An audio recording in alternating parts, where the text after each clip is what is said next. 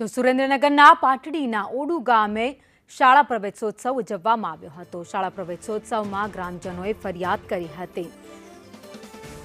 ગામમાં બેફામ રીતે દેશી દારૂનું વેચાણ થાય છે તેવી ફરિયાદ કરવામાં આવી હતી। ધારાસભ્ય પીકે પરમારને ગ્રામજનોએ ફરિયાદ કરી। ધારાસભ્ય જિલ્લા પોલીસ વડાને પણ રજૂઆત કરી હતી અને ખાતરી આપી હતી। તો બુટલેગરો કે દારૂ પીનારા માટે ભલામણ ન કરવામાં આવે તેવી વાત કરી।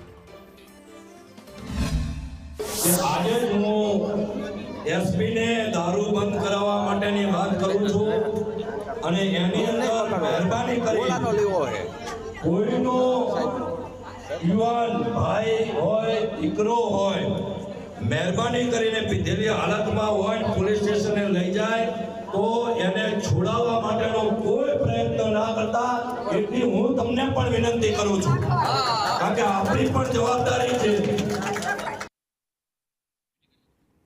તો પાટડીના ઓડુ ગામે જ્યાં શાળા પ્રવેશોત્સવ ઉજવાયો હતો તે દરમિયાન ધારાસભ્ય પીકે પરમાર પહોંચ્યા હતા કાર્યક્રમમાં હાજરી આપવા।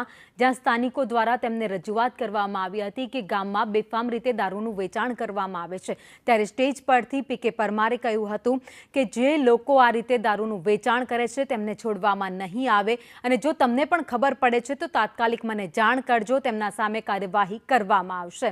તો ગ્રામજનો આખરે કંટાળી ધારાસભ્ય સુધી પહોંચ્યા હતા અને તેમણે રજૂઆત કરી હતી।